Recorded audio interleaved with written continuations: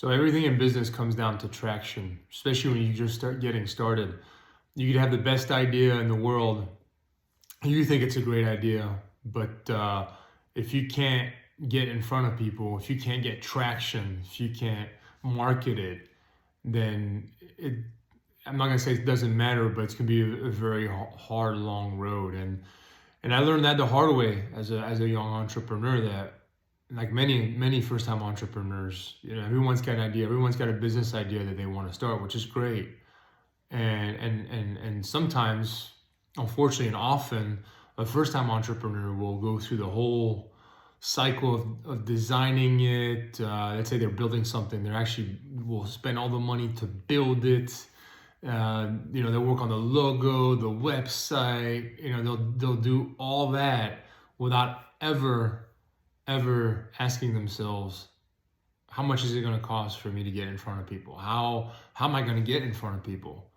And that's really the biggest question. And now, being a more seasoned entrepreneur, I've learned the hard way that it's really the other way around. You really first want to solve for, how am I going to get traction? How am I going to get people to see this item or this piece of software or whatever idea you have? How am I going to get this in front of people? Because you have to always remember, every day we're all so busy, right? And there's so much information being thrown at us. So when you are someone that has an idea, or trying to do anything to get hold of somebody or anybody, you've got to pierce through that wall, right, of noise. And that's what advertising is there, right? That's why people spend all that money on Super Bowl ads and all these other ads, and also online ads. People pay money, businesses pay money, so that those things come in front of you, right? In your Facebook feed or your Instagram.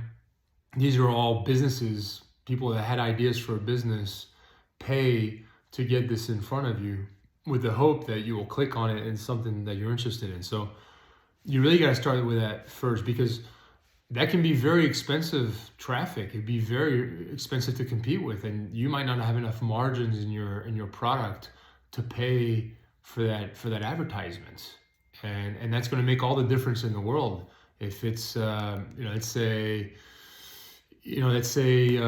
nutritional supplements, or as an example I'm using, there's a lot of competition for that online, and those keywords are very expensive. They're very expensive to pay advertisement in that type of segment. So if let's say you're in the health nutrition industry, and you've got, I don't know, and I'd say a healthy cookie, there's such a thing, but it's a healthy supplement that you want to sell, you're going to have to compete against all those other companies that are also competing for that attention. And you might not have the margins. You might not have enough profit after what it costs you to build it and what you could sell it for. You might not have enough margin to pay for the advertising. And obviously you can get lucky. You can, quote unquote, viral out. If you guys ever heard that term before, where you start something and it just kind of naturally grows. Which it kind of feeds on itself when somebody's seen it, and then they share it with somebody else, and then they like it, and somebody else shares it. Then it starts to become viral. Well, obviously, companies didn't pay for that to happen. That's really how a lot of those businesses are successful and how they're able to scale. Facebook, again, for as an example, if they had to pay to acquire all those customers, they would have never been able to do it, never would have been successful.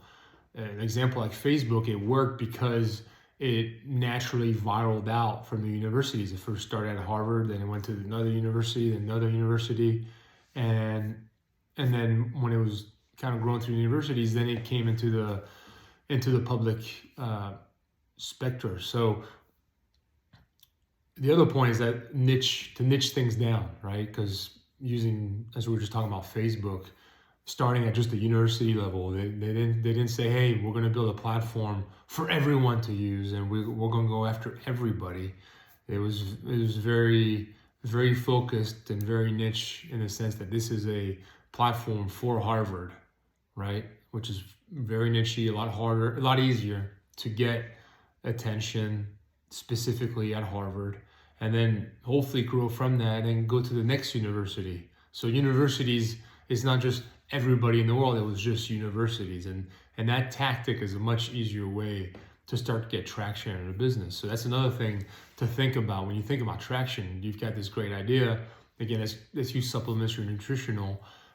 Is there a way for you to niche that down even more? You know, like the healthy cookie that probably doesn't exist, but let's say it did, the healthy cookie that you're inventing. How about a healthy cookie for school teachers, right? That would be a way to niche it down where you're just focusing on selling that cookie to teachers. And hopefully from there, it might grow to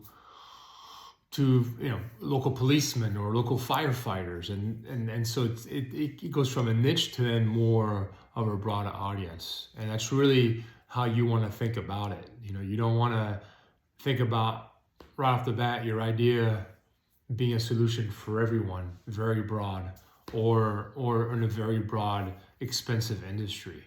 You really want to niche it down, and that's the biggest exercise early on. And I would say to focus on that as much, and if not more, than on the idea itself. Because again, a lot of people, and this is why a lot of people try to be an entrepreneur, and then they call it, I failed at trying this, when really they weren't taught the right way to approach it. And so hopefully this is why I'm doing these videos. Somebody who's looking to be an entrepreneur can follow upon this video and not make those mistakes, which I made, right? I mean, I was that first time entrepreneur who had that idea, and I needed to learn the hard way that I needed to niche it down, and that really getting the traction was just as hard, if not harder, than the actual idea itself and executing on creating that idea. So don't go too far down the line, because again, people, as I said earlier, will get the website, the logo, they'll trademark the name. I mean, all this stuff, which is important, but when you haven't sold anything and you don't know who's going to buy it, what they're going to purchase it for, how to get traffic, how to get people looking at it, that's way more important. So what you want to do is you want to find an easy way, the easiest way to create what's called an MVP, a minimum viable product, which I'll talk more about on the channel. And you guys can obviously Google and YouTube it as well. But it's basically building a first kind of test version, a light version of what you're looking to offer. And then using that as a way to start gauging the market, pricing, all these things, but also the traction. How expensive is the marketing going to be? Am I going to have the budget to spend enough advertising to get enough customers? Because again, if you're not fortunate to be lucky where it virals out and kind of naturally grows on its own, then you're going to have to pay for that advertising. You have to pay to acquire that customer. And you want to be sure that you got enough margin in your product to do all that, to build the product, to pay yourself, to pay employees, and also pay the advertising. And sometimes it's sometimes why the business doesn't work. They cannot do all that. Or, as I said earlier, that entrepreneur tried it, spent a lot of time and money, and time is money, to build something before doing any of this testing, and then they call it a so-called failure, and they never try again. That was their only shot at being an entrepreneur. And that's a shame, because if they had been taught this, what I'm sharing with you now, and looked at it on the opposite way and started with that, then they would have given themselves the chance to not spend as much time and money on this idea and prove it out a lot faster, and realize how hard it is to get attention and to get marketing and to get people to look and be interested in this product and test it, and then would move on to something else, would have that remaining time and remaining money to go do something else. Or, could have been successful a lot quicker, and then would have been able to scale and then have a viable business to keep going.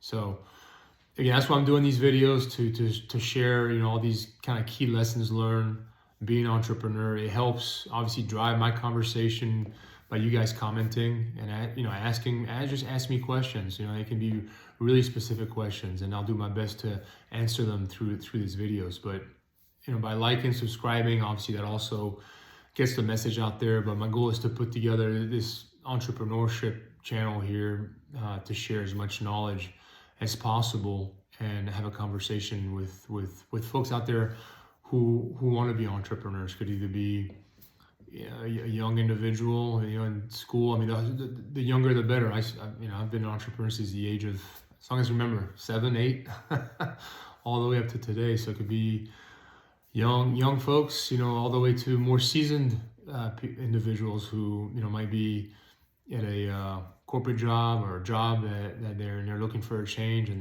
they've had this idea they want to try, and they've always wanted to be an entrepreneur. This is the place for them. So I appreciate you guys taking the time to tune in, and look forward to having a conversation.